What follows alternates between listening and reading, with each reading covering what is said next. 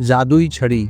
शाम की सुनहरी रोशनी जब आसमान पर फैल रही थी, उस वक्त बस्ती की सब्ज वादियों में एक नहरी फंसा लड़का अपनी बकरियों के बीच घूम रहा था। उसके हाथ में एक लंबी, खुशनुमा, चमकदार और अजीब सी छड़ी थी, जिसके नुकीले सिरे पर हल्की सी नीली रोशनी अक्सर झिलमिलाती महसूस होती थी। वह लड़का शाबू था, बस्ती का गरीब मगर हंसमुख गडरिया। शाबू का घर बस्ती के आखिरी कोने में एक टूटी फूटी झोंपड़ी थी।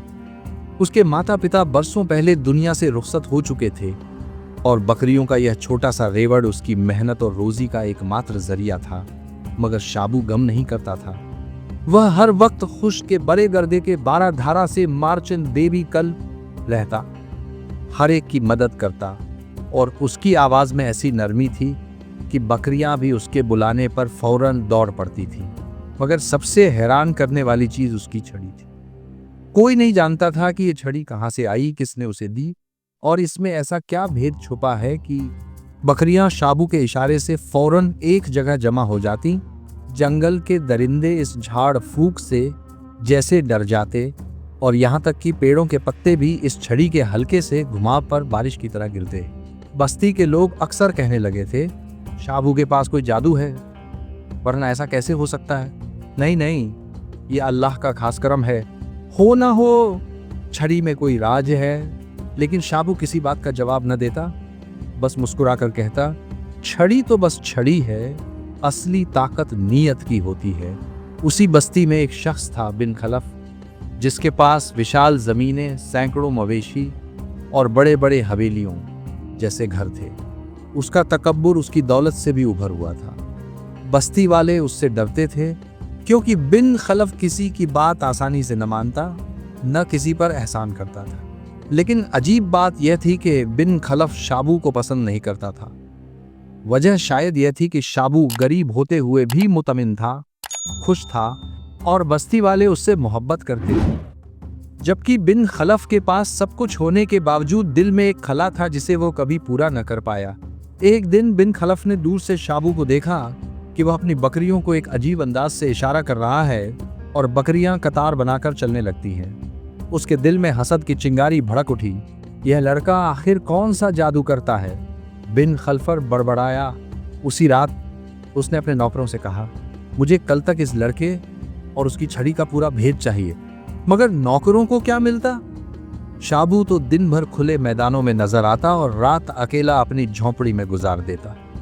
उसकी छड़ी हमेशा उसके साथ होती और किसी को उसे छूने तक की इजाजत न थी। बिन खलफ ने दिल में ठान लिया कि वह किसी न किसी तरह इस छड़ी को हासिल करके इसका भेद खोलेगा, चाहे कौमी हो या हैवानी।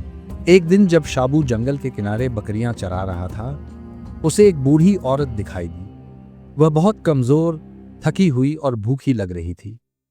शाबू फौरन दौड़कर उसके पास गया, अपनी पोटली से सूखी रोटी निकाली और उसे पेश की।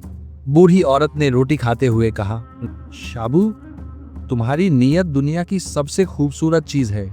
शाबू हैरान हुआ, आप मेरा नाम कैसे जानती हैं? मैंने कभी आपको नहीं देखा। बूढ़ी औरत ने मुस्कुराहट के साथ आहिस्ता से कहा, बेटा, मैं तुम्हें देखती रही हूं बहुत दूर से। तुम्हारी छड़ी तुम्हारी विरासत है, लेकिन जानते हो, इस छड़ी की असल ताकत अभी तक नहीं जागी। शाबू की आंखें हैरानी से फैल गईं। क्या मतलब? ये तो बस आम छड़ी है। औरत ने सर हिलाया।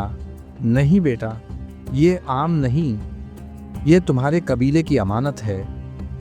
एक दिन तुम्हें इसका राज जानना होगा, लेकिन अभी नहीं। पहले तुम्हें एक बड़ी आजमाइश से गुजरना होगा। इतना कहकर बूढ़ी औरत खामोश हो गई। उसकी आंखों में खौफ, उम्मीद और राज एक साथ मौजूद थे। शाबू ने अपनी छड़ी देखी। उस लम्हे उसे लगा जैसे छड़ी में हल्की सी हरारत पैदा हुई हो, जैसे कोई सोई हुई चीज पहली बार बेदार होने लगी हो। लेकिन बूढ़ी औरत पलटकर कुछ और बोलने से पहले ही गायब हो गई, जैसे कभी आई ही न हो। दूसरी तरफ बिन खलफ का गुस्सा बढ़ता जा रहा था। उसने अपने 2 आदमियों से कहा, रात के वक्त शाबू की झोंपड़ी से वह छड़ी ले आओ। मैं कदम कदम सोचकर चल रहा हूँ। अगर छड़ी में वाकई कोई राज्य है तो वह राज्य मुझे मिलना चाहिए, न कि किसी गरीब गडरिये को। नीम शव के साए में दोनों आदमी शाबू की झोंपड़ी की तरफ गए। लेकिन जैसे ही वो छड़ी को छूने लगे, एक तेज खौफनाक दहाड़ती हुई गरज सुनाई दी, जैसे जमीन फट गई हो, जैसे जंगल जाग उठा हो। दोनों आदमी हड़बड़ाकर पीछे कूदे। छड़ी के सिरे से नीली रोशनी की एक लकीर निकली, आसमान में गई और पूरे इलाके में रोशन हो गई। बकरियां जाग उठीं, परिंदे चीखे, हवा तेज हो गई। शाबू भी घबराकर उठ बैठा। कौन है? वह दोनों आदमी भागते हुए वापस बिन खलफर के पास पहुंचे। मालिक, वो छड़ी आम नहीं है, वो हमें पास नहीं आने देती, जैसे किसी ने हमें धक्का दिया हो। बिन खल्लफ ने गुस्से से मुट्ठी भींच ली। ठीक है, अगर चोरी से नहीं मिलती तो मैं उसे ताकत से हासिल करूंगा। अगले दिन बस्ती के करीब अजीब वाकया पेश आया। पहाड़ी के दूसरी तरफ एक खौफनाक भेड़िया नुमाया हुआ। आम भेड़िया नहीं, बल्कि बहुत बड़ा, काले बालों वाला, जिसकी आंखें अंगारों की तरह जलती थीं। उसकी हवा की आवाज से ही बकरियां घबरा गईं और लोग अपने घरों में छिप गए। बिन खलफ के सिपाही भी उसके सामने बेबस नजर आए। उसी वक्त शाबू बकरियां लेकर आ रहा था। लोग चिल्ला उठे, शाबू वापस चले जाओ, वह दरिंदा सबको चीर फाड़ देगा। छावनी से मदद मंगवाओ। मगर शाबू ने एक गहरा सांस लिया। अगर मैं भाग गया तो मेरी बकरियां कौन बचाएगा? वो छड़ी को मजबूती से पकड़कर भेड़िए के सामने खड़ा हो गया। बिन खलफ दूर खड़ा देख रहा था। आज पता चलेगा कि यह छड़ी कितनी जादुई है। भेड़िया घर्राता हुआ झपटा और उसी लम्हे शाबू ने अपनी छड़ी फजा में बुलंद करके घुमाई। चमकते हुए नीले दायरे उसके गुरद बन गए। हवा थम गई, वक्त रुक सा गया और भेड़िया अपनी जगह ठिठक गया, जैसे किसी ने उस पर जादू कर दिया हो। छड़ी में से एक मध्यम मगर पुरसोज आवाज उभरी। नीयत पाक हो तो जंगल भी ताबे हो जाता है। शाबू ने आहिस्ता से कहा, मैं तुम्हें नुकसान नहीं पहुंचाऊंगा, मगर तुम बकरियों को नहीं डराओगे। भेड़िया अपना सर झुकाकर पीछे हट गया और जंगल की तरफ दौड़ गया। पूरा मैदान हैरत से गूंज उठा। अब बिन खलफा की आंखें लालच से चमकने लगी। मैंने सब देखा।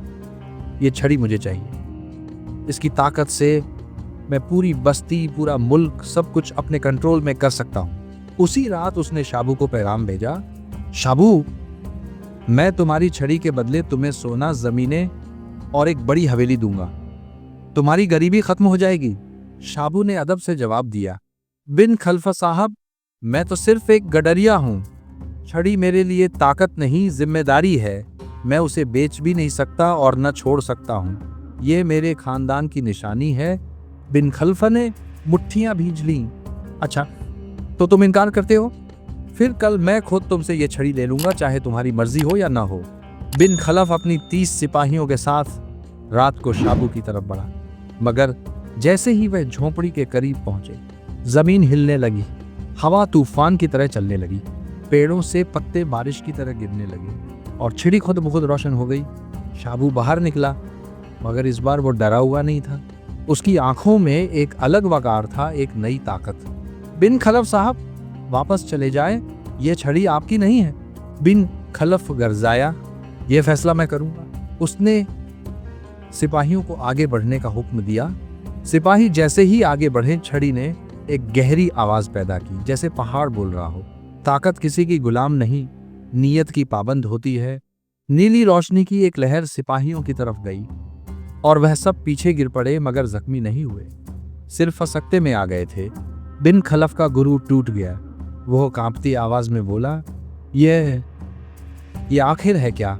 शाबू ने नरमी से जवाब दिया, यह ताकत मेरे लिए नहीं, बस्ती के लिए है, और आप भी इस बस्ती का हिस्सा हैं। अगर आप दूसरों को दुख पहुंचाएंगे तो छड़ी आपके खिलाफ होगी, लेकिन अगर आप अच्छाई की तरफ आएंगे तो छड़ी आपकी हिफाजत भी करेगी। बिन खलफ की आंखों में नमी उतर आई। मैंने बहुत गलत किया। शाबू आगे बढ़ा, गलतियां सब करते हैं, असल बात यह है कि उन्हें मान लिया जाए। उसी लम्हे छड़ी की रोशनी मध्यम हो गई, जैसे उसने बिन खलफ की तौबा कबूल कर ली हो। अगले दिन बस्ती वाले हैरान रह गए जब बिन खलफ सबके सामने आया और कहा, मैं अब वह नहीं हूं जो कल था। मैंने अपनी गलतियां मान ली हैं और आज से मेरी जमीन, मेरा माल, मेरा वक्त सब बस्ती के मुफाद के लिए होगा। शाबू ने बकरियों को चराकर बस्ती के बच्चों को भी बकरियां पालना सिखाया।